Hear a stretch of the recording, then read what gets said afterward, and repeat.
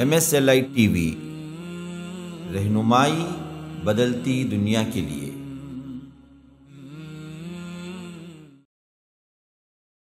رب العالمین نے جو ہدایتیں دی ہیں کیا اس پر ہم عمل پیرا ہیں؟ اگر ہم عمل پیرا ہیں تو پھر یہ ذلت کیوں؟ اگر ہم عمل پیرا نہیں ہیں تو پھر کب وہ وقت آئے گا جب ہم اتحاد کو صحیح معنوں میں سمجھیں گے اور اتحاد کے ساتھ اللہ اور اس کے رسول کے دین کے لیے اٹھیں گے، تن من دھن لگائیں گے؟ ابھی بھی وہ وقت نہیں آیا تو پھر کب آئے گا؟ اور ایک دوسری روایت میں یہاں تک فرمایا کہ یہودی 70 پر 1 فرقوں میں تبدیل ہوئے اور نصرانی 70 پر 2 فرقوں میں بٹ گئے، اور میری امت 73 فرقوں میں بٹے گی، 70 پر 3 فرقوں میں۔ اور فرمایا کہ کلہم فی النار الا واحدہ، سب کے سب جہنم جائیں گے سوائے ایک کے۔ لوگوں نے پوچھا اللہ کے رسول وہ ایک کی نشانی کیا ہوگی؟ وہ کون ہے ایک جو جنت کو جائے گا؟ کہا کہ ما انا علیہ و اصحابی، کہ میں اور میرے صحابہ جس منہج اور عقیدے پر ہیں وہ لوگ صرف جانے والے ہیں، بقیہ سب کے سب جہنم جانے والے ہیں۔ کہ یہ جو سیدھا راستہ ہے وہ صراط مستقیم ہے۔ ادھر طرف جو کھڑا ہو کے پکار رہا ہے کہ دیکھو دیواروں پر خوبصورت پردے ہیں ان میں مت جھانکو، آ جاؤ آ جاؤ، وہی قرآن حدیث اور مرسول ہے۔ ادھر آخری میں جو یہاں پر کھڑا پکار رہا ہے وہ تمہارا ضمیر ہے کہ اللہ نے تمہیں سیدھے راستے اور توحید کے لیے پہلے سے ہی قدرتی طور پر اس کی طرف کھچاؤ رکھا ہے۔ توحید کی بات سنتے ہیں تو اپنی لگے گی ہمیشہ، تو وہ تمہارا ضمیر کھڑا پکار رہا ہے کہ دیکھو یہ سیدھا راستہ ہے۔ ان الحمد للہ نحمده ونستعینه ونستغفره ونؤمن به ونتوکل علیہ ونعوذ باللہ من شرور انفسنا ومن سیئات اعمالنا، من يهده الله فلا مضل له ومن يضلل فلا هادي له، وأشهد أن لا إله إلا الله وحده لا شريك له، وأشهد أن محمدًا عبده ورسوله، أما بعد فإن خير الحديث كتاب الله، وخير الهدي هدي محمد صلى الله عليه وسلم، وشر الأمور محدثاتها وكل محدثة بدعة وكل بدعة ضلالة وفي رواية وكل ضلالة في النار۔ فأعوذ بالله السميع العليم من الشيطان الرجيم من همزه ونفثه ونفخه، يا أيها الذين آمنوا اتقوا الله حق تقاته ولا تموتن إلا وأنتم مسلمون، واعتصموا بحبل الله جميعا ولا تفرقوا، واذكروا نعمة الله عليكم إذ كنتم أعداء فألف بين قلوبكم فأصبحتم بنعمته إخوانا، وكنتم على شفا حفرة من النار فأنقذكم منها، كذلك يبين الله لكم آياته لعلكم تهتدون، ولتكن منكم أمة يدعون إلى الخير ويأمرون بالمعروف وينهون عن المنكر وأولئك هم المفلحون، ولا تكونوا كالذين تفرقوا واختلفوا من بعد ما جاءهم البينات وأولئك لهم عذاب عظيم۔ وقال أيضا يا أيها الذين آمنوا أطيعوا الله وأطيعوا الرسول وأولي الأمر منكم، فإن تنازعتم في شيء فردوه إلى الله والرسول إن كنتم تؤمنون بالله واليوم الآخر، ذلك خير وأحسن تأويلا۔ وقال تعالى من يطع الرسول فقد أطاع الله ومن تولى فما أرسلناك عليهم حفيظا۔ اللهم أرنا الحق حقا وارزقنا اتباعه، وأرنا الباطل باطلا وارزقنا اجتنابه، اللهم علمنا ما ينفعنا وانفعنا بما علمتنا وارزقنا علما رب اشرح لي صدري ويسر لي امری واحلل عقدة من لسانی یفقہوا قولی۔ اس اللہ کے نام سے ابتدا جس کے ناموں کی کوئی انتہا ہی نہیں۔ وَلَوْ أَنَّ مَا فِي الْأَرْضِ مِن شَجَرَةٍ أَقْلَامٌ وَالْبَحْرُ يَمُدُّهُ مِن بَعْدِهِ سَبْعَةُ أَبْحُرٍ مَا نَفِدَتْ كَلِمَاتُ اللَّهِ۔ اس ذات اقدس پر کروڑوں درود و سلام ہو جو تمام جہانوں کے لیے رحمت للعالمین بن کے آئے تھے۔ اللہم صلی علی محمد وعلی آل محمد كما صليت على إبراهيم وعلى آل إبراهيم إنك حميد مجيد وبارك على محمد وعلى آل محمد كما باركت على إبراهيم وعلى آل إبراهيم إنك حميد مجيد۔ برادران اسلام، واجب الاحترام بزرگوں، دوستوں، عزیز ساتھیوں، لائق احترام ماؤں اور بہنوں، اللہ تبارک و تعالی نے دین اسلام کو عطا کیا۔ ایمان اور اسلام کے بعد جب سے رب العالمین نے جناب محمد الرسول اللہ صلی اللہ علیہ وسلم کو بھیجا، اس حیثیت سے دیکھا جائے تو سب سے بڑی نعمت اس اسلام اور ایمان کے بعد اتحاد ہے۔ رب العالمین نے ہمیں حکم دیا کہ تفریقے میں نہ پڑو، اختلافات میں نہ پڑو، اتحاد قائم رکھو، ایک امت بنو۔ اسی پر محمد الرسول اللہ صلی اللہ علیہ وسلم نے بھی صحابہ کو استوار کیا، جماعت بنائی، ایسی مضبوط ترین جماعت بنائی، اتحاد کی ایسی نشانی قائم کی، نہ قیامت تک اس جیسی کوئی مثال مل سکتی ہے، نہ اس سے پہلے ماضی میں کوئی مثال ہے۔ اسی وحدت، اسی اتحاد کی وجہ سے ہم دیکھتے ہیں کہ 23 سالہ عرصے کے اندر، صرف اور صرف 3 سالہ مدت کے اندر، اسلامی تاریخ کے اندر کبھی نہ ہونے والا وہ واقعہ جو کہ رب العالمین نے جناب محمد الرسول اللہ صلی اللہ علیہ وسلم کو عطا کیا، جو یثرب نام کا جتنا علاقہ تھا وہ سب کا سب اللہ کے رسول صلی اللہ علیہ وسلم کی زیر نگین آ چکا تھا۔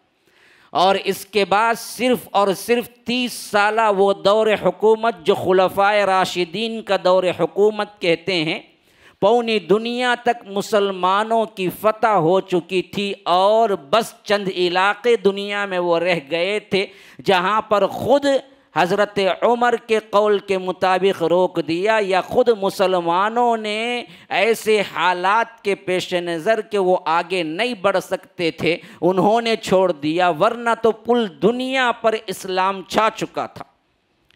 یہ اتحاد ہی کی نعمت تھی جو یہ کام کر سکے، لیکن آج امت مسلمہ کے اندر اس سے زیادہ بڑی تعداد کے ہونے کے باوجود بھی اتنی ذلیل ترین قوم کوئی نہیں ہے جو مسلمان قوم آج زندگی گزار رہی ہے۔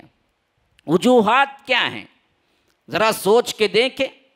رب العالمین نے جو ہدایتیں دی ہیں، کیا اس پر ہم عمل پیرا ہیں؟ اگر ہم عمل پیرا ہیں تو پھر یہ ذلت کیوں؟ اگر ہم عمل پیرا نہیں ہیں تو پھر کب وہ وقت آئے گا جب ہم اتحاد کو صحیح معنوں میں سمجھیں گے اور اتحاد کے ساتھ اللہ اور اس کے رسول کے دین کے لیے اٹھیں گے، تن من دھن لگائیں گے؟ ابھی بھی وہ وقت نہیں آیا تو پھر کب آئے گا؟ حالات کے پیش نظر جو کچھ ہندوستان کے جس موڑ پہ جا رہے ہیں وہ سب آپ کے سامنے آیا ہے۔ تھوڑی سی بھی خبر رکھنے والا، نیوز رکھنے والا، مسلمانوں کا درد رکھنے والا آج جانتا ہے کہ کس نہج پر ہندوستان کی حکومت اور ہندوستان کی سیاست چل رہی ہے۔ ایسے حالات میں بھی اگر ہم ایک جٹ ہو کر کام نہیں کریں گے، اتحاد کو لازم پکڑیں گے نہیں، تو پھر یاد رکھیے کبھی بھی ہم سدھر نہیں سکتے، اور یہ اتحاد جیسی نعمت کو جب تک ہم نہیں سمجھیں گے، یاد رکھیے پھر دین اسلام کا کوئی کام نہیں کر سکتے۔ اسی تسلسل میں نے آپ کے سامنے جو عنوان رکھا وہ عنوان ہے آج کا کہ اختلاف، افتراق یا اتحاد، یعنی مجھے کہنا یہ ہے کہ اختلاف کا ہونا کیا اس بات کا ضامن ہے کہ آپ متحد ہونے کا انکار کر دیں؟ اختلاف کا ہونا کیا اس بات کی دلیل ہے کہ آپ افتراق کے لیے مثال بن جائیں؟ اختلاف تو ہمیشہ رہا ہے، مسائل میں بھی رہا ہے، مزاج میں بھی رہا ہے، ان کے اپنے اپنے رویوں میں بھی رہا ہے۔ کبھی انسان یکساں ہو ہی نہیں سکتا۔ رب نے پیدا ہی کیا ہے مختلف حیثیتوں سے، مختلف الوان، مختلف رنگ، مختلف نسلیں، مختلف مزاج۔ اللہ تبارک و تعالی خود کہتا ہے کہ یہ اللہ کی نشانیوں میں سے ایک نشانی ہے کہ واختلاف السنتکم و الوانکم، تمہاری زبانیں مختلف ہم نے رکھی ہیں، تمہارے کلر مختلف ہم نے رکھے ہیں، کوئی گارا، کوئی کالا ہے، کوئی گورا ہے، کوئی سانولا ہے، کوئی اونچا ہے، کوئی گڈھا ہے، کوئی موٹا ہے، کوئی دبلا ہے، مزاج میں اختلاف ہے، کوئی غصہ ور ہے، کوئی نرم دل ہے، کوئی معاف کر دینے والا ہے، کوئی تندخو ہے۔ اس طرح کے کئی حالات ہیں۔ یکساں تو کوئی انسان نہیں ہے، بلکہ اس کی کوئی عضو کی حیثیت، ایک آنکھ دوسرے آنکھ سے ملتی نہیں ہے، ایک ہاتھ کی لکیریں دوسرے ہاتھ سے نہیں ملتی ہیں، تو اس حیثیت سے اختلاف تو ہے، لیکن کیا اختلاف اس بات کی دلیل ہے کہ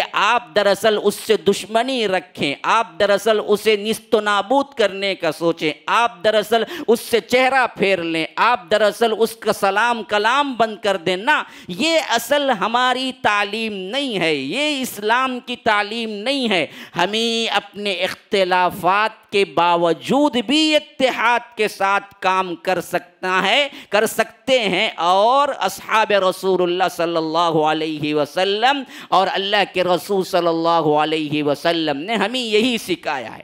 سب سے پہلے میں اختلاف کو کس نظر سے رب العالمین نے دیکھا ہے اور ہمیں منع کیا ہے، اس حیثیت سے چند آیتیں آپ کے سامنے رکھ دیتا ہوں۔ ابھی میں نے جو آیتیں تلاوت کی ہیں سورہ آل عمران سورہ نمبر 3 آیت نمبر 102 سے، فرمایا یا ایھا الذین آمنوا اتقوا اللہ، اے لوگوں جو ایمان لائے ہو اللہ سے ڈرو، حق تقاتہ، جیسا کہ ڈرنے کا حق ہے، وَلَا تَمُوتُنَّ، دیکھو تمہیں موت نہ آئے، إِلَّا وَأَنْتُمْ مُسْلِمُونَ، لیکن تم حالت فرما برداری میں رہو، تم مسلمان رہو، یعنی ہمیشہ مسلمان رہو۔ جیسا موت کا آنا یقینی نہیں ہے، ہر دور، ہر عمر، ہر لمحے میں آ سکتی ہے، ویسے ہر دور، ہر لمحے، کمرے کی زندگی، باہر کی زندگی، خلوت کی زندگی، جلوت کی زندگی، جہاں کی بھی ہو، تم مسلمان رہو، کبھی بھی مسلمانیت کے دائرے سے باہر نہ ہونا، باغی نہ ہونا، سرکش نہ ہونا، حرام کاری نہ کرنا، یہ رب العالمین نے کہا۔ دوسرا حکم جو ہمیں فرمایا وَاعْتَصِمُوا بِحَبْلِ اللَّهِ جَمِيعًا، دیکھو تم سب کے سب مل کر اللہ کے رسی کو مضبوطی سے پکڑ لو۔ حبل اللہ کیا ہے؟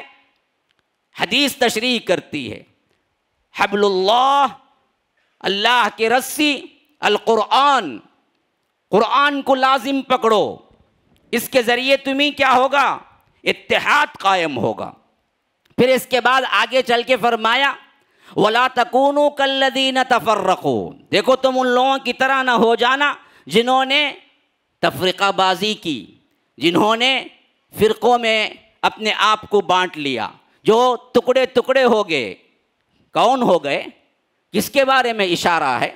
اب آئیے حدیث کی طرف۔ اللہ کے رسول صلی اللہ علیہ وسلم جا رہے ہیں، حنین کے بعد کا موقع ہے۔ ابو واقد اللیثی روایت کرتے ہیں، بخاری کی روایت ہے کہ اللہ کے رسول صلی اللہ علیہ وسلم کے ساتھ تقریباً 12,000 کا لشکر ہے۔ اللہ کے رسول صلی اللہ علیہ وسلم اپنے صحابہ کو لے کے گزر رہے ہیں۔ کہتے ہیں ابو واقد اللیثی کہ وہاں پر ایک درخت ہوا کرتا تھا جہاں پر لوگ منتیں مرادیں مانگتے تھے، اور کبھی بھی کسی بھی مشن پر جانے سے پہلے وہاں پر اپنی تلوار وغیرہ لٹکا کر وہاں کی فتح کے لیے دعائیں کرتے تھے. ہاں نیت تو ہوتی ڈاکہ مارنے کی، نیت تو ہوتی چوری کرنے کی، لیکن عجیب بات دیکھیے مشرکین مکہ کا یہ عقیدہ تھا کہ جو بھی کام ہو غلط ہو یا اچھا ہو، لیکن ہم اس درخت کے نیچے یہاں پر تلوار لٹکا کر ہم یہاں دعا کریں گے، یہاں نظر مانیں گے تو ہمارا مشن کامیاب رہے گا. جیسے آج بھی بہت سے مسلمان غلط سلط سب کام کرتے ہیں، لیکن ابتدا فاتحہ خوانی سے ہو رہی ہے. ہاں سود کا کاروبار ہے، پان بروکر کا دکان کھول رہا ہے، مولوی صاحب کو بلا کے کہہ رہا ہے کہ یاسین پڑھ کے شروع کرو، بسم اللہ بسم اللہ. ہاں سود ہی حرام ہے، سود کا کاروبار ہے، لیکن بسم اللہ خوانی سے شروع ہو رہی ہے. اسی طرح ڈاکہ زنی کا کام ہے، اسی طرح ظلمن کام ہے، لیکن ہم ابتدا کیا کر رہے ہیں؟ فاتحہ سے شروع کر رہے ہیں. تو یاد رکھیے یہی حال ان لوگوں کا بھی تھا. وہ بھی بگڑی ہوئی شریعت کو ماننے والے لوگ تھے. وہ لوگ بھی اپنے آپ کو حضرت ابراہیم علیہ السلام کی پیروی کرنے والا اور ان کی اولاد میں سے کہتے تھے. تو کہتے ہیں کہ اس درخت کا نام تھا ذات انوات. جیسے ہی وہاں پر لوگ اپنی تلواروں کو، اپنی منتیں، اپنی مرادیں مانگنے کے لیے آتے تھے تو وہاں پر ایک بھیڑ لگ جاتی تھی. اصحاب رسول اللہ صلی اللہ علیہ وسلم وہاں سے گزر ہوا اور اللہ کے رسول صلی اللہ علیہ وسلم نے بھی دیکھا تو عجیب بات کی، کیونکہ ابھی نئے نئے مسلمان ہوئے تھے. اس میں تقریباً فتح مکہ کے وہ بہت سے مسلمان تھے جو ابھی تک تربیت یافتہ نہیں تھے. انہوں نے کہا کہ اللہ کے رسول اجعل لنا ذات انوات، اللہ کے رسول ہمارے لیے بھی ذات انوات ایک بنا دیجئے، جیسا ان لوگوں کے لیے ذات انوات ہے ہمارے لیے بھی ایسا ایک درخت ہونا چاہیے، ہم بھی منتیں مرادیں مانگیں یہاں پر آ کر، ایسے ہی جیسے ان کے لیے ذات انوات ہے. اللہ کے رسول صلی اللہ علیہ وسلم نے کہا اللہ اکبر، تم نے تو بالکل یہی بات کہی جو پچھلی قوموں نے اپنے نبی انبیاء سے کہی، اور خاص طور پر بنی اسرائیل نے موسیٰ سے کہی. انہوں نے بھی یہی کام کیا، اور وہ واقعے کا ذکر خود قرآن میں موجود ہے. جب بنی اسرائیل کو رب العالمین نے دریا پار کرا دیا، فرعون دریائے نیل میں ڈوب گیا، اپنی آنکھوں سے اتنا بڑا معجزہ دیکھا، دریا پھٹا، خشک ہوئی زمین، راستہ بنا، 7 لاکھ کا اتنا بڑا لشکر اس کے اوپر سے پار ہوا، پھر آنکھوں کے سامنے پھر وہ زمین اور دریا ایک دوسرے کے ساتھ مل گئے. اتنا بڑا معجزہ دیکھنے کے بعد بھی بنی اسرائیل جب آگے جا رہے تھے میدان تیہ کی طرف، راستے میں بتوں کی پوجا ہو رہی تھی، تو انہوں نے حضرت موسیٰ کی طرف کہا اجعل لنا الہا کما لہم آلہہ، موسیٰ ایسا کرو کہ ہمارے لیے بھی ایک بت بنا کے رکھ دو، ہمارے لیے بھی ایک ایسا مجسمہ ہونا چاہیے جیسا یہ لوگ کیا کر رہے ہیں، عبادت کر رہے ہیں. تو حضرت موسیٰ علیہ السلام نے کہا کہ قال انکم قوم تجہلون، ارے بدبختو تم تو بڑے جاہل ہو، ایک اللہ کی توحید کو مانتے ہوئے، ایک اللہ کی طرف سے اتنا بڑا معجزہ دیکھتے ہوئے تم پھر بھی یہ کہتے ہو کہ ان مجسموں کو تراشنے کی اجازت دو اور ہمارے لیے بھی ایک آلیہ ہونا چاہیے جس کو ہم دیکھیں. بالکل یہی بات تم بھی کہے، جیسے یہاں پر انہوں نے کہا کہ اللہ کے رسول اجعل لنا ذات انوات کما لہم ذات انوات، کہ ان لوگوں کے لیے جس طرح کیا ہے ایک ذات انوات ہے ویسے ہمارے لیے بھی ایک ذات انوات بنا دیجئے. تو اللہ کے رسول نے کہا کہ بالکل وہی بات تم نے کہا جیسے حضرت موسیٰ سے موسیٰ کی قوم نے کہا، تو یہ تمہارے اندر ہو کر رہے گا. پھر اس کے بعد وہی واقد اللیثی روایت کر رہے ہیں کہ آگے چل کے فرمایا اللہ کی قسم دیکھو لَتَتَّبِعُنَّ سُنَنَ مَنْ كَانَ قَبْلَكُمْ، تم ضرور بالضرور پچھلی امتوں کی تم اتباع کرو گے، شبرن بشبرن ذراعن بذراعن، کہ ہاتھ کے برابر ہاتھ، جان کے برابر جان، اور اسی طرح کیا ہے ایک جوتا دوسرے جوتے کے مشابہ جیسے ہوتا ہے بعینہ ہی، اسی طرح تم بھی پچھلی امتوں نے جیسے تفرقہ اور جیسے فرقے میں پڑے، جیسے ان لوگوں نے گناہ کیے، جیسے وہ لوگ بدعات میں پڑے، جیسے وہ لوگ شرکیہ افعال میں پڑے، بالکل ویسے ہی تم بھی جاؤ گے، یہاں تک کہ مشابہت میں اس حد تک نکل جاؤ گے، اگر پچھلی امت میں کوئی بندہ اپنی ماں سے زنا کیا ہوگا تو میری امت میں بھی کوئی اٹھے گا بدبخت جو اپنی ماں سے زنا کرے گا۔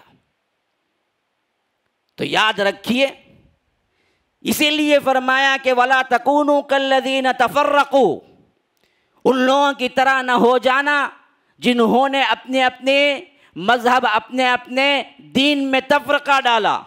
ہاں، کون ہیں یہ لوگ؟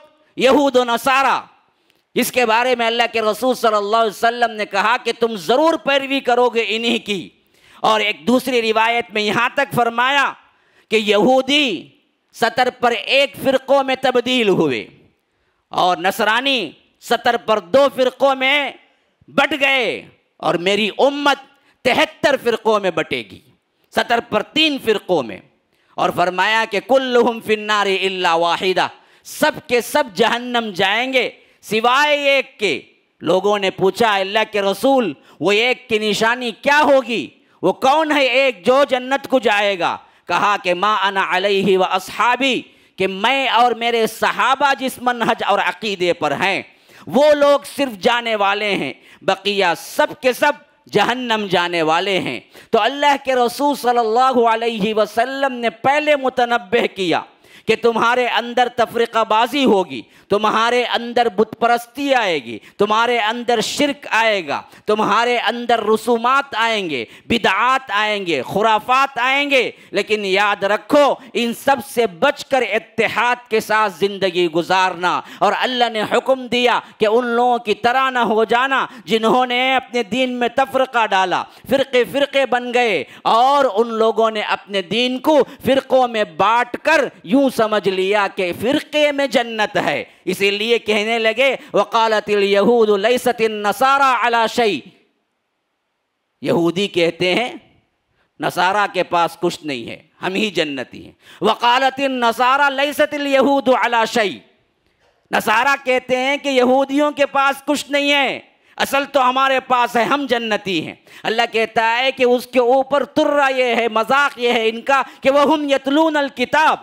حالانکہ دونوں تورات کو ماننے والے ہیں، دونوں کا دعویٰ ہے کہ ہم تورات کو مانتے ہیں، لیکن ایک دوسرے کو انکار کر رہے ہیں، جہنمی قرار دے رہے ہیں۔ یہ کہتا ہے کہ یہودی فرقہ یہ جہنمی ہے نصرانی کو، اور نصرانی کہتے ہیں کہ یہی حالت ہماری ہے کہ جتنے فرق ہیں ہمارے اندر، قرآن کا انکار کرنے والا کوئی نہیں ہے، حدیث کا انکار کرنے والا کوئی نہیں ہے، لیکن ہر ایک دوسرے پر تانا لگائے ہوئے، نشانہ لگائے ہوئے ہے کہ یہ جہنمی سب کچھ میرے پاس ہے، یہ جہنمی سب کچھ میرے پاس ہے۔ کل حزب بما لدیہم فرحون، ہر کوئی اپنے اپنے گروہ کے ساتھ خوش ہے کہ ہمارے پاس جو کچھ ہے ہم ہی نجات پانے والے ہیں۔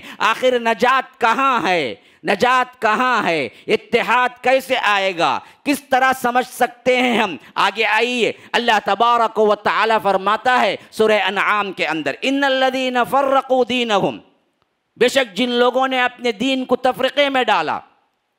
تو تفرقہ کس میں ہو رہا ہے؟ دین کے اندر انہوں نے کیا۔ تو فرمایا کہ ان الذین فرقوا دینہم، جنہوں نے اپنے دین کو تفرقے میں ڈالا، جنہوں نے اپنے دین کو ٹکڑے ٹکڑے کیا، وَكَانُوا شِيَعًا، اور گروہوں میں بڑھ گئے، لَسْتَ مِنْهُمْ فِي شَيْءٍ، اے اللہ کے رسول صلی اللہ علیہ وسلم اس میں سے کسی میں آپ نہیں ہیں، یعنی محمد الرسول اللہ صلی اللہ علیہ وسلم کسی فرقے میں نہیں ہیں، فرقے سے مبرہ متحد جماعت میں رسول ہے۔ اللہ اور اس کا رسول تمہیں جماعت کی طرف بلاتے ہیں اور تم فرقوں کی طرف کیوں بلاتے ہو؟ رب العالمین نے ہمیں اتحاد کا حکم دیا تو کہا کہ اللہ تبارک و تعالی اس اتحاد کے ساتھ رسول تمہیں دے رہا ہے، فرقوں کے اندر رسول نہیں ہے، لیکن ہم نے اپنے آپ کو تمام تر اپنے فرقوں میں بانٹ دیا۔ اور اس موضوع پر بات کرتے ہوئے حساس ترین موضوع بن جاتا ہے تو لوگ ہمیشہ سے غلط معنی پہناتے ہیں، لیکن یاد رکھیے جب تک دل کھول کر بات نہ کی جائے اور اپنے اپنے من کے اندر چھپے ہوئے سوالات کو ہم اپنے طور پر دین اسلام کی نظر میں حل کرنا نہ سیکھیں اور جو حل آئے گا اس حل کو قبول کرنا نہ سیکھیں، ہمارے اندر کبھی اتحاد نہیں ہوگا۔ اللہ کے رسول صلی اللہ علیہ وسلم نے جس جماعت کو اٹھایا وہ جماعت کیسے متحد تھی، جس اتحاد کے ساتھ اللہ کے رسول صلی اللہ علیہ وسلم اس جماعت کو متحد کیے، ایمان اور اسلام، اور سب سے اہم ترین بات اطاعت رسول اور اللہ تبارک و تعالی کی وحدانیت، اس پر مضبوطی کے ساتھ قائم رہے اور ساتھ میں سمجھ کا اختلاف ہوا تو اللہ کے رسول صلی اللہ علیہ وسلم نے اس معاملے میں وسعت رکھی۔ اس وسعت کو آپ بھی رکھنا چاہیے۔ چھوٹے چھوٹے مسائل میں کفر کا فتویٰ لگانا یہ اسلام نہیں دیتا آپ کو، یہ تعلیم نہیں ہے۔ اللہ کے رسول صلی اللہ علیہ وسلم نے فرمایا کہ سب کے سب بنو قریظہ میں پہنچو اور وہیں پر نماز عصر ادا کرو۔ صحابہ راستے میں تھے، عصر کا وقت ہو گیا تو بعض صحابہ نے سمجھا کہ اللہ کے رسول جلدی پہنچنے کے لیے کہے تھے، اس واسطے صحابہ نے نماز پڑھ لی۔ بعض صحابہ نے کہا کہ نہیں، اللہ کے رسول کا حکم ہے کہ پہنچ کے ہی عصر ادا کرنا، تو عصر کا وقت جاتا رہا لیکن انہوں نے نماز نہیں پڑھی، یہاں تک کہ بنو قریظہ ایک مقام ہے وہاں پہنچ کے کیا ہے انہوں نے نماز ادا کی۔ اب دو اختلاف پیدا ہو گئے، دو گروہ ہو گئے۔ اللہ کے رسول صلی اللہ علیہ وسلم کے ساتھ بات پہنچی، اللہ کے رسول صلی اللہ علیہ وسلم نے کسی کو برا نہیں کہا، کہا کہ تم نے بھی کام صحیح بھیا، تم نے بھی کام صحیح بہتر کیا۔ جنہوں نے نماز راستے میں پڑھ لی کہا کہ تمہاری نماز بھی ادا ہو گئی، جنہوں نے اللہ کے رسول صلی اللہ علیہ وسلم کو حکم سمجھ کر نماز نہ پڑھی اور بنو قریظہ میں پہنچ کر نماز ادا کی کہا کہ تم نے بھی صحیح کیا۔ تو اختلاف وجہ نزاع نہیں بننا چاہیے، اختلاف جہاں پر سمجھ کا ہو، اختلاف جہاں پر اجازت دیتا ہو، جہاں وسعت ہے وہاں پر آپ اختلاف کے ساتھ اتحاد قائم رکھ سکتے ہیں۔ اس معاملے میں کوئی کسی سلف کے اندر دو رائے نہیں ہے۔ ہم نے اپنے جن اماموں کو مانا ہے وہ خود ایک اختلاف سمجھ کر مان کے ہم نے کیا کیا، ٹکڑوں میں تبدیل ہو گئے، حالانکہ کوئی امام جس کو بھی ماننے والا ہے اس نے اختلاف کی تعلیم نہیں دی، انہوں نے خود اتحاد کی تعلیم دی، اور تمام امام جو آئے وہ اتحاد کا پیغام لے کے آئے، جس کو آنے والے جاہل اور علماء سو نے کیا کیا تھا، عوام کو ایسے پیش کیا کہ وہ اختلاف کے لیے آئے۔ ذرا آپ غور کر کے دیکھیں، امام ابو حنیفہ رحمہ اللہ سن پیدائش 80 ہجری، سن پیدائش 80 ہجری اور 150 ہجری تک اس دنیا میں رہے، 70 سالہ زندگی گزاری، اور ان 70 سالہ زندگی میں انہوں نے سب سے اہم ترین کوشش کی تو امت کو دین کے مسائل قرآن و سنت کی روشنی میں پیش کرنے کے لیے جد و جہد کی۔ ہر وہ مسئلہ جو قرآن اور حدیث سے قریب تر ہے وہ بات انہوں نے امت تک پہنچائی، اور جو قرآن و سنت سے دور ہے، جو بات ان کو لگی کہ یہ قرآن و سنت کے مزاج کے خلاف ہے، اس سے روکنے کی کوشش کی۔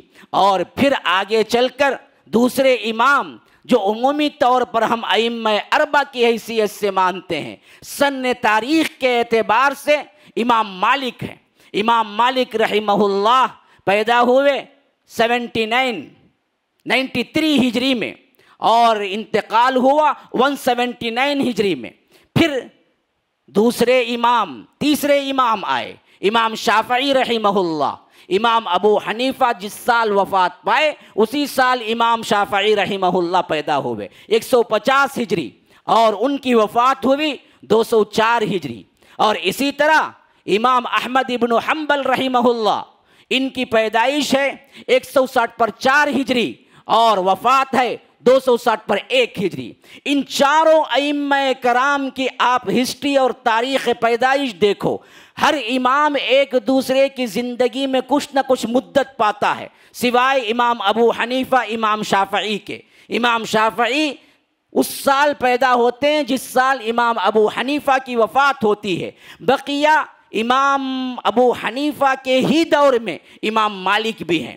اور امام مالک کے دور میں امام شافعی ہیں، امام شافعی کے دور مبارک میں امام احمد ابن حنبل ہیں۔ یہ چاروں ائمہ ایک دوسرے کی زندگی پاتے ہیں، اور اس سے بڑی لطف کی بات میں آپ کو بتاؤں، ان چاروں ائمہ میں 3 ائمہ تو ایسے ہیں جو شاگرد اور استاد ہیں۔ امام مالک دراصل امام شافعی کے استاد ہیں، اور امام شافعی امام احمد ابن حنبل کے استاد ہیں، امام احمد ابن حنبل امام بخاری کے استاد ہیں۔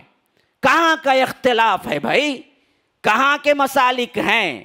کون حنفی شافعی کے ایک دوسرے کو جہنمی قرار دینے کے لیے کہا؟ کس امام نے تمہیں تعلیم دی کہ تم الگ گروہ کے ہو، ہم الگ گروہ کے ہیں؟ کس امام نے تعلیم دی کہ تم جنتی ہو، یہ جہنمی ہیں؟ ارے یہ ایک دوسرے کے شاگرد رہے ہیں زندگی کے اندر، یہ ایک دوسرے سے آگے بڑھ کر قرآن و سنت کے اندر لوگوں کو صحیح طور پر مسائل پہنچانے کے لیے جدوجہد کرتے رہے ہیں، اور ایک دوسرے کے اندر یہ سبقت الی الخیرات، نیکی کے کاموں میں آگے بڑھنے کی کوشش کرتے رہے ہیں۔ تو کوئی امام کسی سے کوئی اختلاف نہیں رکھا، بلکہ ایک امام دوسرے امام کے بارے میں ہمیشہ تعریف کی، ہمیشہ مدح کی، ہمیشہ کہا کہ یہ میرے استاد ہیں، یہ میرے کیا ہیں، سب سے بڑے عالم ہیں اس وقت کے۔ یہ تھی ان کی اپنی زندگیاں۔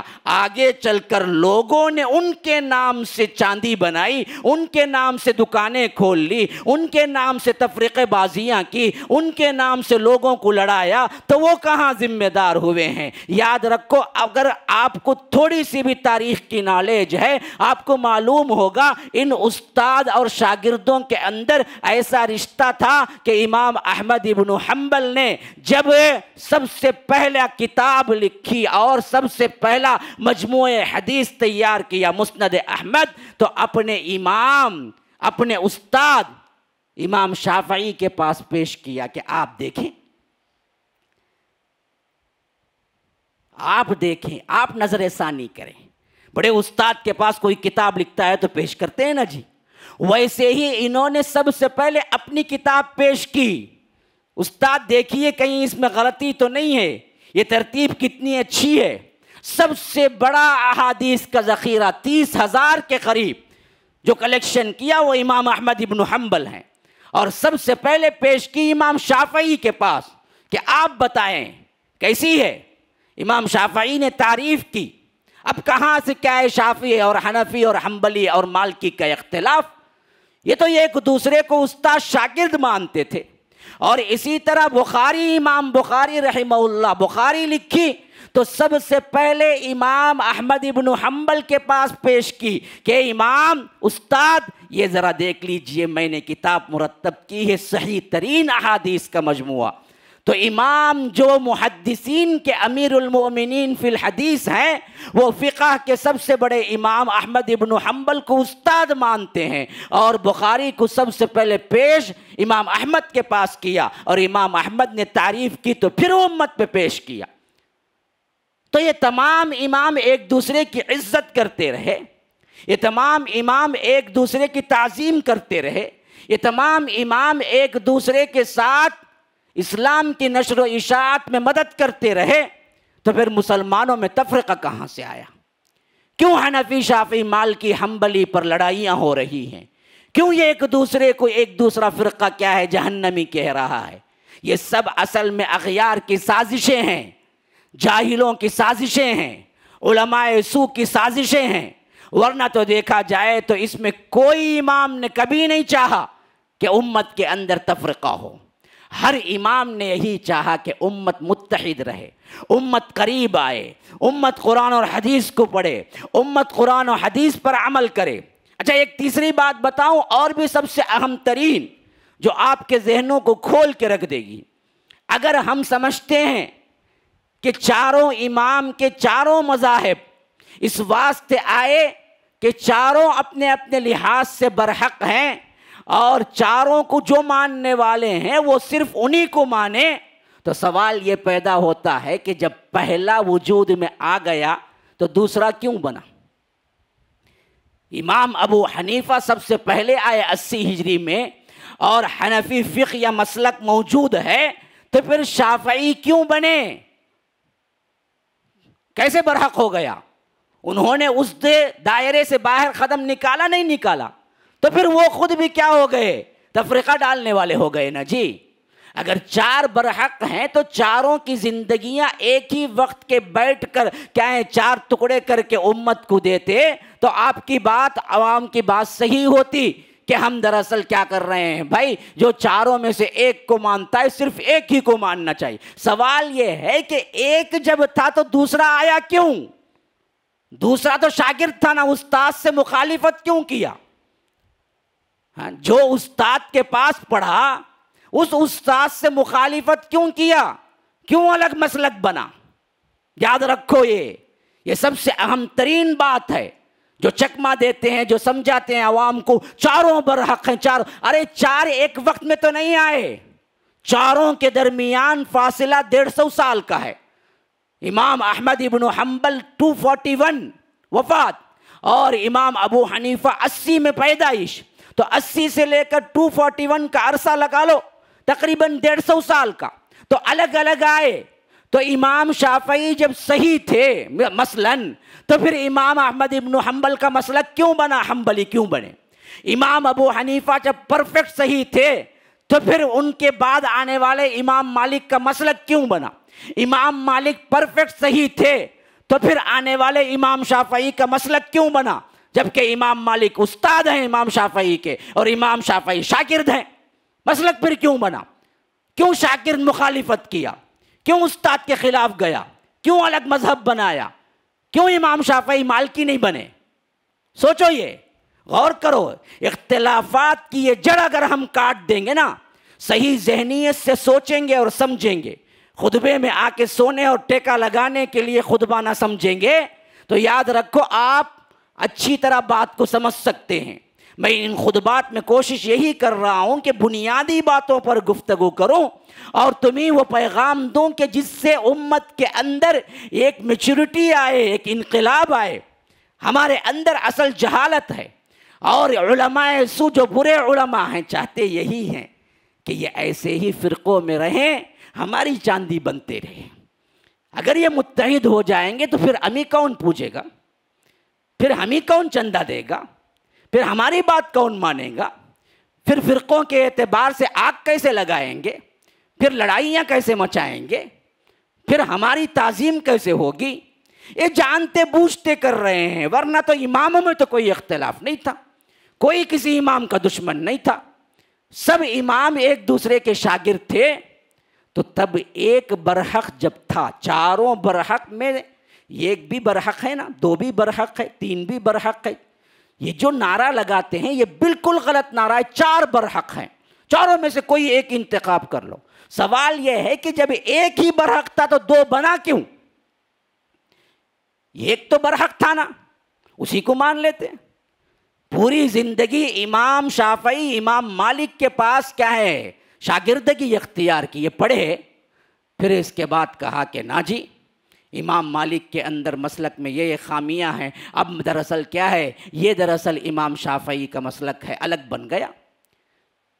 پھر امام احمد ابن حنبل امام شافعی کے پاس پڑھے، لیکن آگے چل کر حنبلی مسلک بن گیا، اور امام شافعی نے یہ پاس پڑھنے کے باوجود استاد سے اختلاف کیا۔ کیوں؟ ایسا کیوں بنا؟ سوچو، غور کرو۔ ہمارا عجیب مسئلہ ہے، دنیا کے یہ نکات چھوٹے چھوٹے فارمولے سب یاد ہوتے ہیں، ہمیں سب سمجھ میں آتا ہے۔ ہاں، 1 سیکنڈ کا آپ کو ایڈ آئے تو ایڈ میں صرف ایکشن دیکھ کے سمجھ جاتے ہیں کیا ایڈ ہے، لیکن دین کی کوئی بات اچھے طریقے سے بھی سمجھاؤ نہ سمجھ نہیں آتی، سب اوپر سے چلی جاتی ہے، کیونکہ نہ ذوق ہے نہ شوق ہے۔ ہم تو ایک رسماً آ کے خطبے میں بیٹھتے ہیں بس، اور فکر یہ ہوتی ہے کہ کب یہ ختم کرے گا، کب بریانی متنجن کھائیں گے، وہاں فری ڈالا ہے، یہاں دراصل کیا ہے گفٹ دے رہا ہے ساتھ میں، یہاں فلاں ہے وہاں فلاں ہے، یہ سوچ ہوتی۔ 10-5 منٹ بڑھ جائیں تو امام ہی پہ بل پڑتے، کیا جی تمہیں کیا ہے دوسرا کام نہیں کیا جی، ٹیمپو ختم کرنا نہیں کیا تمہیں۔ لیکن ہمیں فکر یہ ہوتی کہ اب آیا ہے مجمع، اب انہیں بات سمجھا کے چھوڑو۔ جیسے تاجر کے پاس گاہک آتا ہے تو گاہک کے لیے تاجر سوچتا ہے کہ کسی نہ کسی طرح انہیں بیچیں۔ یہی حالت ہماری ہے کہ یہ چیز جو آپ آئے ان کو کسی نہ کسی طرح ہدایت کی راہ پہ لائیں، ہمیں دوسری کوئی بات نہیں ہے. تو یہ جمعہ کے محفلیں، خطبے صحیح طور پر عوام تک پہنچیں گے، ہماری حالتیں تبدیل ہو جائیں گی. یہ ایک سوال ذہن میں رکھیے اچھی طرح کہ جب چاروں برحق تھے تو ایک جب آیا تھا وہ بھی تو برحق تھا، تو 2 کیوں بنا، 3 کیوں بنا، 4 کیوں بنا؟ پھر 4 میں آ کے چاروں برحق ہو کے بڑھ گئے. پھر اس کے بعد 5واں بنا ہی نہیں کیا؟ امام بخاری امام نہیں ہے، امام بخاری امام نہیں ہے، امام مسلم امام نہیں ہے، امام ترمذی امام نہیں ہے، امام ابن ماجہ امام نہیں ہے، امام نسائی امام نہیں ہے، امام طبرانی امام نہیں ہے، امام ابن حبان امام نہیں ہے، امام سفیان ثوری امام نہیں ہے. کتنے ائمہ ہیں، ہزاروں لاکھوں ائمہ پیدا ہوتے رہے، ہو رہے ہیں، ہوتے رہیں گے. پھر چاروں امام کے اندر کیا تخصیص آ گئی؟ کیا کوئی حدیث ہے یا قرآن کی کوئی آیت ہے کہ 4 ائمہ ہیں جن کو مان کے ساتھ چاروں برحق ہیں؟ کسی میں بھی کیا ہے، آپ ایک کو مان لیے تو بس ہے. کہاں ہے دلیل کوئی؟ سب تمہاری اپنی بنائی ہوئی باتیں ہیں، تفریقہ بازیاں ہیں. اللہ کے رسول نے تو کبھی نہیں کہا تھا. اللہ کے رسول صلی اللہ علیہ وسلم نے تو صرف ایک دیا تھا، صراط مستقیم، ایک راستہ بتایا تھا، وہی جنت کا راستہ ہے.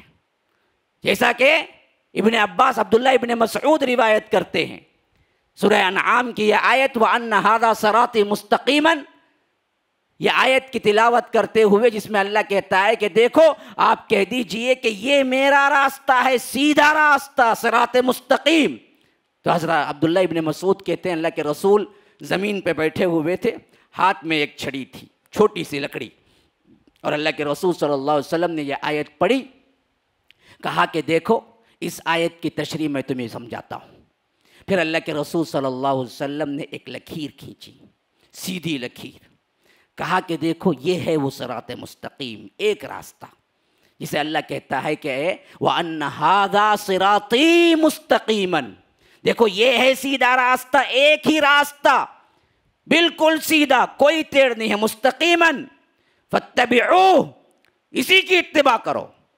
پھر اللہ کے رسول صلی اللہ علیہ وسلم نے کہا ادھر ایک منادی کرنے والا کھڑا ہوا ہے راستے کے شروع میں، ادھر ایک منادی کرنے والا کھڑا ہوا ہے پکارنے والا راستے کے آخری میں، اور ان راستوں کے درمیان بالکل دونوں طرف دیواریں ہیں، دیواروں میں جنلز ہیں، ان جنلز میں پردے ہیں، بڑے خوبصورت ترین پردے، اور ان پردوں کے پیچھے سے پکار لگا رہا ہے یہاں پر بھی، ادھر آؤ ادھر آؤ ادھر آؤ.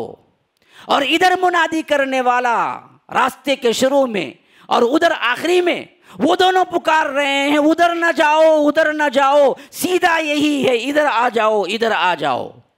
پھر اللہ کے رسول صلی اللہ علیہ وسلم سمجھاتے ہیں، کیا بہترین مثال ہے. پھر اللہ کے رسول صلی اللہ علیہ وسلم سمجھاتے ہیں کہ یہ جو سیدھا راستہ ہے وہ صراط مستقیم ہے. ادھر طرف جو کھڑا ہو کے پکار رہا ہے کہ دیکھو دیواروں پر خوبصورت پردے ہیں، ان میں مت جھانکو، آ جاؤ آ جاؤ، وہی قرآن حدیث اور مرسول ہے.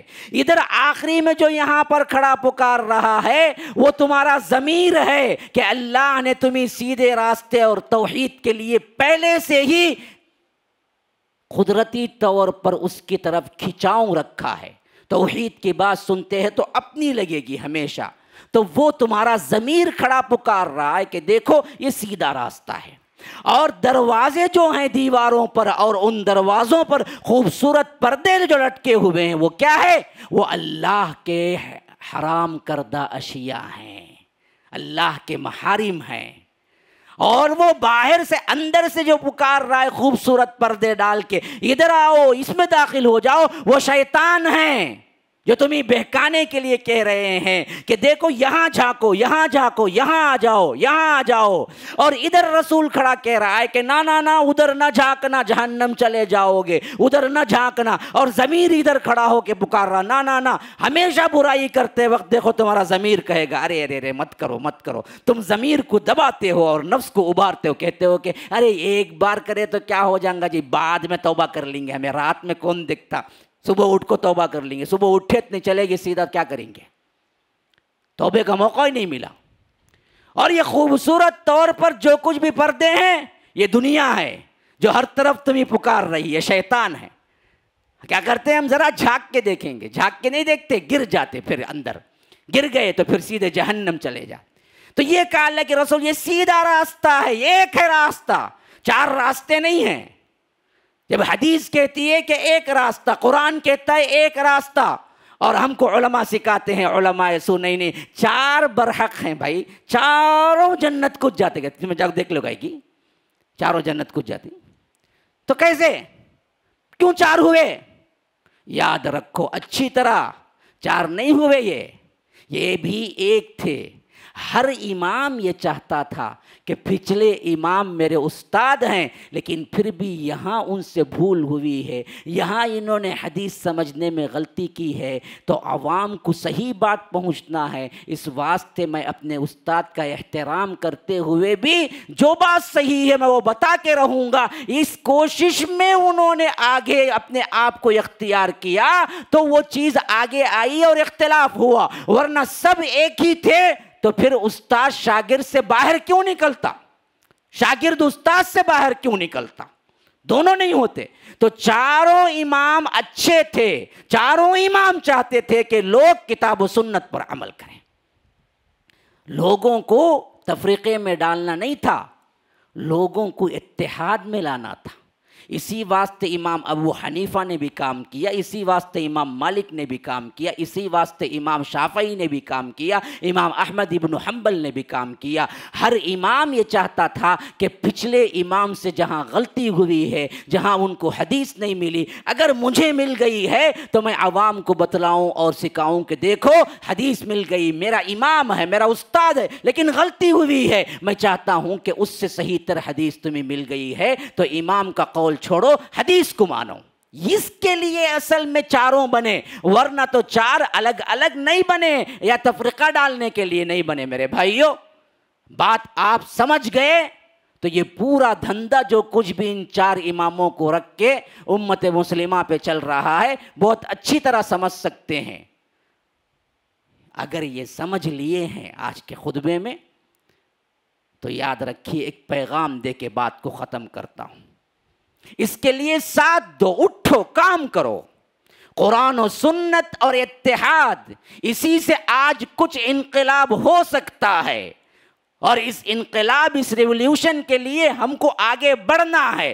ایسے وقت میں بھی صرف اپنی پوجا پاٹ، اپنا پیٹ، اپنی انکم، اسی پر آپ اکتفا کریں گے تو یاد رکھو پھر اللہ تبارک و تعالیٰ کے ہاں آپ کو کوئی عذر نہیں مل سکے گا، اور کل اللہ قیامت میں پوچھے گا تو ہمیں اللہ کے پاس عذر پیش کر کے چھٹکارا پانے کے لیے کوئی بھی نصیب، کوئی بھی توفیق نہیں ملے گی۔ اللہ تبارک و تعالی ہم سب پر رحم فرمائے، اللہ تبارک و تعالی ہماری خطاؤں کو معاف فرمائے، اللہ تبارک و تعالی ہمیں دین کی صحیح سمجھ کی توفیق عطا فرمائے۔ اللہ تبارک و تعالی جیسے ہم سب کو یہاں اکٹھا فرمایا ہے، امام الانبیاء سید المرسلین و آخرین جناب محمد الرسول اللہ صلی اللہ علیہ وسلم کے ساتھ جنت الفردوس میں بھی اکٹھا فرمائے۔ ھذا وباللہ التوفیق، صلی اللہ وسلم علی نبینا محمد۔ اسأل اللہ لی ولکم ولسائر المسلمین من کل ذنب فاستغفروہ انہ هو الغفور الرحیم۔ السلام علیکم ورحمۃ اللہ وبرکاتہ۔ معزز بھائیوں، اللہ کے نبی صلی اللہ علیہ وسلم سب سے پہلے جب مدینہ پہنچے، سب سے پہلا کام اپنے گھر سے پہلے مسجد کو بنایا، مسجد کو آباد کی۔ تو اس سے کیا بات معلوم ہوتی ہے؟ مسجد کی بڑی اہمیت ہے اسلام نے۔ تو آپ حضرات سے بھی گزارش ہے کہ حضرات یہ مسجد السلام جو شاندار بنی ہوئی ہے، یہ مسجد السلام ہے جس میں نمازیں ہوتی ہیں، ہفتہ واری پروگرام ہوتا ہے، جس میں بہت سارے طلباء قرآن مجید حفظ کرتے ہیں۔ الحمدللہ آئندہ مہینے سے جو ہے یہاں پر فل حفظ کا انتظام بھی کیا ہے، مدرسۃ السلام کے نام سے ایک ہاسٹل بھی یہاں پر قائم ہو رہا ہے۔ تو ایسے میں آپ حضرات سے گزارش ہے، آپ تھوڑی دیر کے لیے سوچئے، یہ مسجد جتنی عظیم الشان ہے اس کے اخراجات بھی بہت زیادہ ہیں۔ آپ جیسے اہل خیر حضرات کی تعاون ہی سے ایسے مراکز، ایسے مساجد جو ہے آگے بڑھتے ہیں۔ تو آپ حضرات سے میں گزارش کرتا ہوں، آپ یقین مانیے اور یقین رکھیے کہ آپ جتنا پیسہ اس میں لگائیں گے، اللہ کے راستے میں لگائیں گے، تو یہ کام جو ہے اور آگے بڑھے گا، یہ کام اور آگے بڑھے گا۔ ملک کے کونے کونے سے جو ہے بچے طلبہ آئیں گے، قرآن پڑھیں گے، ایک ایک بچہ یہاں پر ایک ایک حرف پہ قرآن کا پڑھے گا، اس کا مکمل ثواب آپ کو ملتا رہے گا۔ ایک ایک آدمی جتنے سجدے اس مسجد میں کرتا رہے گا، اس کا ثواب آپ کو مکمل ملتا رہے گا۔ میں آپ سے گزارش یہ کرتا ہوں کہ ہر ماہانہ، ہفتے میں جب بھی آتے ہیں، ماہانہ جب بھی آتے ہیں، آپ سالانہ کے طور پر بھی مسجد کے لیے تعاون کرتے رہیں، تاکہ ہمارا یہ کام جو ہے بہترین انداز میں آگے بڑھے، بہترین انداز میں ہم اور بھی دین کی خدمت کر سکیں۔ یہ کام جو ہے آپ حضرات کے ہاتھ میں ہے، آپ کے تعاون ہی سے، آپ کی خدمات سے جو ہے ہمارا یہ کار خیر آگے بڑھتا ہے۔ اس میں خواتین بھی پیچھے نہیں ہٹنا چاہیے۔ خواتین سمجھتے ہیں کہ مرد حضرات کا کام ہے، غلط سوچ ہے۔ اللہ کے نبی صلی اللہ علیہ وسلم جیسے صحابہ سے کہتے کہ اللہ کے راستے میں مدد کرو، تو خواتین سے بھی خطاب کرتے، تو بہت ساری خواتین ایسی ہوتی جو سونا پہنی ہوئی آتی تھیں، وہ تک اللہ کے راستے میں کاڑ کے دیتی تھیں۔ یہ تو جو ہے خواتین کے لیے بھی موقع ہے، اللہ کے راستے میں صدقہ دیں، خیرات کریں۔ یہی چیز ہماری قبر کو آباد کرتی ہے، ہماری جنت کو بناتی ہے۔ اللہ سے میں دعا کرتا ہوں اللہ تعالیٰ اللہ کے اس کار خیر میں ہمیں آگے بڑھ کر اللہ کے راستے میں صدقہ و خیرات کرنے کی ہمیں توفیق نصیب فرمائے۔ اللہم آمین۔ السلام علیکم ورحمۃ اللہ وبرکاتہ۔